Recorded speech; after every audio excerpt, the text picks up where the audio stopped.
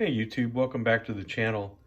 I just wanted to talk about Stockman and a couple of additions that I've had to the Stockman family that have come up, but I thought we'd kind of go through it in maybe a little bit of a chronological order as far as my collection is concerned. When I wanted a Stockman, again, I didn't have one for a long time.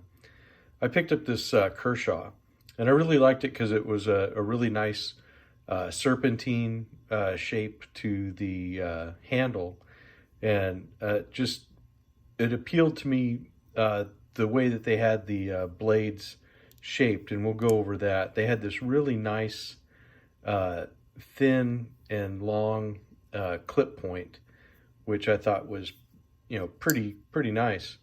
The sheep's foot is pretty much like you would expect a sheep foot, not much difference in that blade at all. But then for the spay blade, because this is down in that belly, we can kind of put a longer or a wider blade on it. And I really liked the shape of this spay blade. I kind of think of it as a modified, because although it's not sharp up here, we'll see on some of the other spay blades that it is a different shape altogether. This is the Kershaw Brandywine.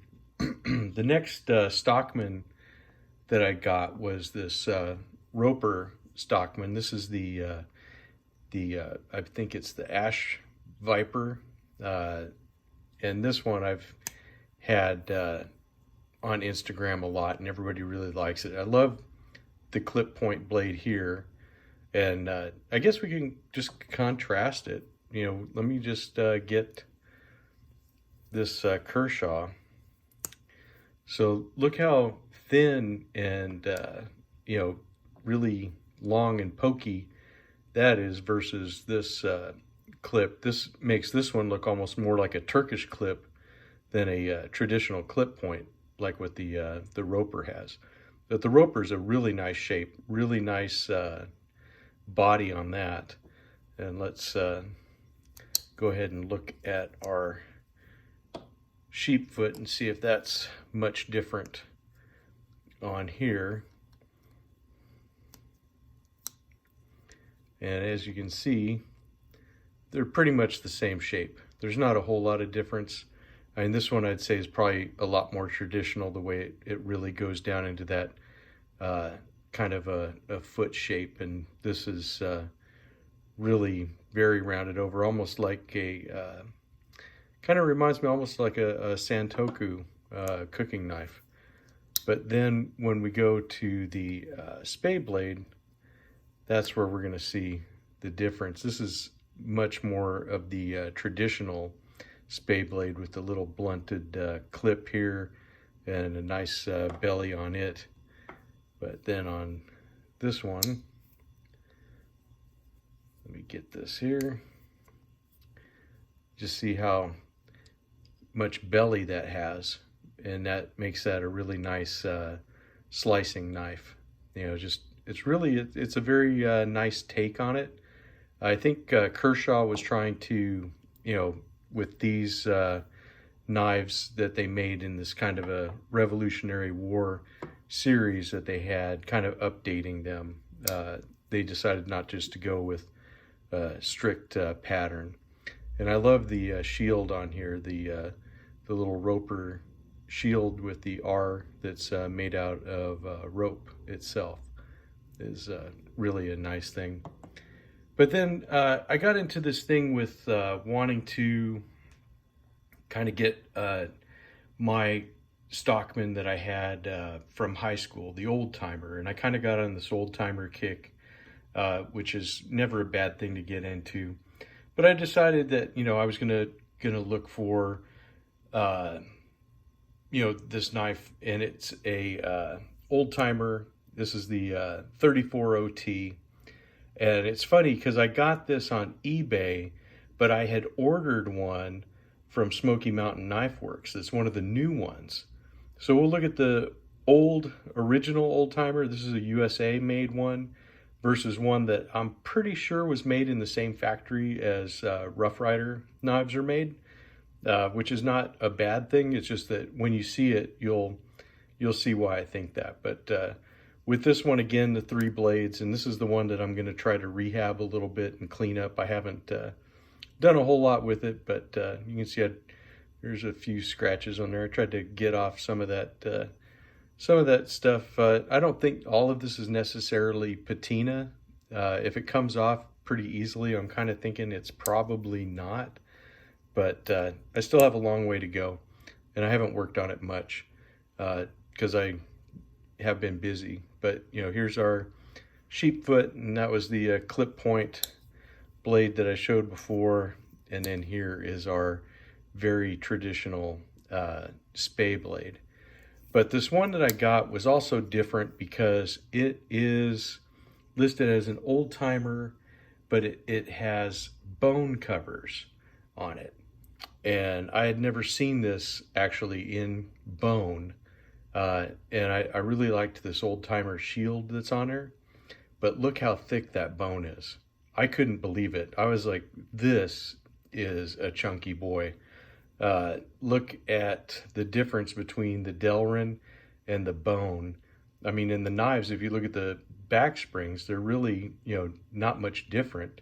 But yeah, I mean, it's a little bit wider. You can see the bolster is wider, but I think they put a bigger bolster on there, to tell you the truth, because of all that bone that's on there, which I personally like. But then when I looked at these blades with the match strike pulls, I was thinking, that this is probably made in the same factory as the Rough Riders. And that may or may not be true. I don't know if anybody can verify that for me or not. But a really nice clip. And here's your sheep's foot. And then we'll look at our spay blade, which again is, this one's kind of small, to tell you the truth. Let's look at this one, because this one's not huge either. And the 34OT was the medium size Stockman. So yeah, these are actually quite a bit smaller.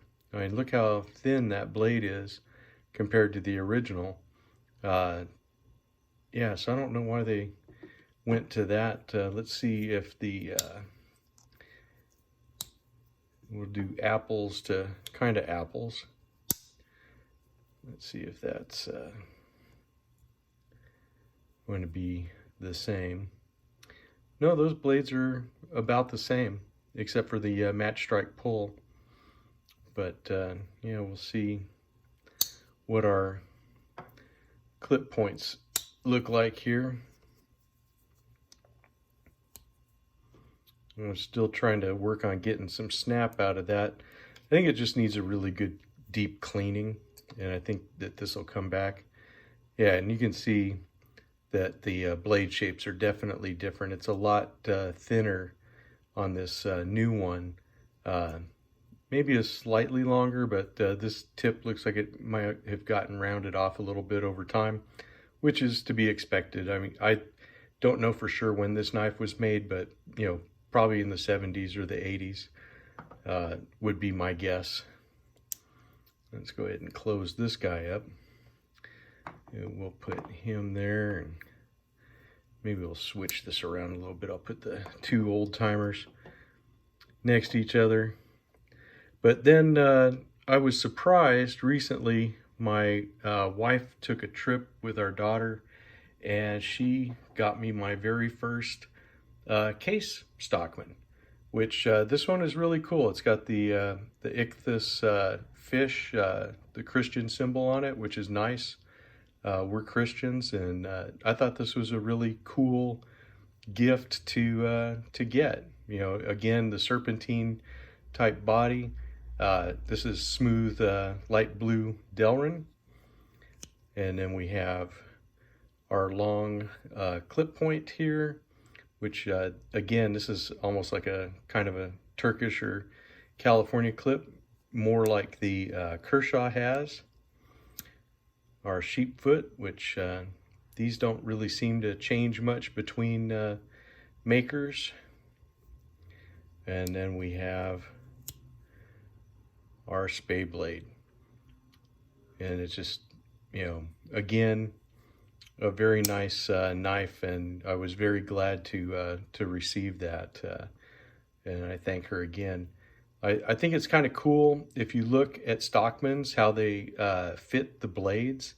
So you can see how they curve that blade over so it'll fit in between.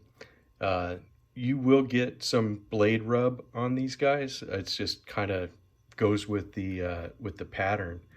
The Kershaw was kind of interesting to me because not only did they kind of bend it, if you can see, they actually cut it, also so that it would fit in between there and you won't get the rub.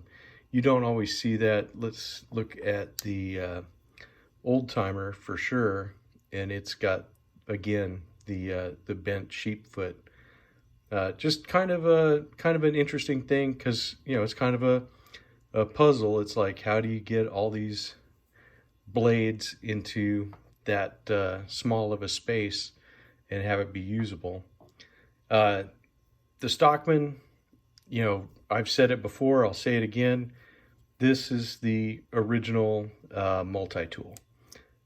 When guys were out in the frontier and they had to, do a lot of hard work and stuff, they would have always at least one sharp blade. They'd keep one back and use it for different tasks or whatever they were going to do, but they're absolutely beautiful. I love this roper. I think these are, probably some of the best knives that we have going in the bargain traditional space. In fact, I have another one coming that we'll be showing here shortly. But yeah, these knives are still as handy today as they were back then. And like I said, this one here with its different blade shapes, it's just kind of cool. And I'm pretty sure, that this old timer will come back to life just fine. It's just, needs a little work, and I am going to work on it a little more this week if I get a chance, as I fold these all open. And this guy here, I'm pretty sure, like I said, looking at these blades, I don't have any doubt that this was probably made in the same factory as the Rough Riders. But like I said, what's really cool is this bone, which I'm not sorry for that at all. But just massive covers on this thing. I just can't believe how thick of a bone that is. It's just really kind of crazy. These are not all going to be opened correctly, but if you're stuck through me with having this this long, hey, what can I say? You guys will enjoy seeing them, maybe all like that. And of course, the new case Stockman, which is definitely special because it was a gift from someone I love, and it's so that makes it all that much better when you get something like that with a nice story to it. Anyways, I've taken up enough of your time. Thank you guys for watching, and I really thank you all for getting us almost to 300 subscribers. So I'm really excited about that, and the channel is growing by leaps and bounds, and I can't thank you enough because I can't do it without any of you. So thank you. Continue to tell your friends. I'm glad you enjoyed the videos, and I will see you in the next one. We'll talk to you later. Bye.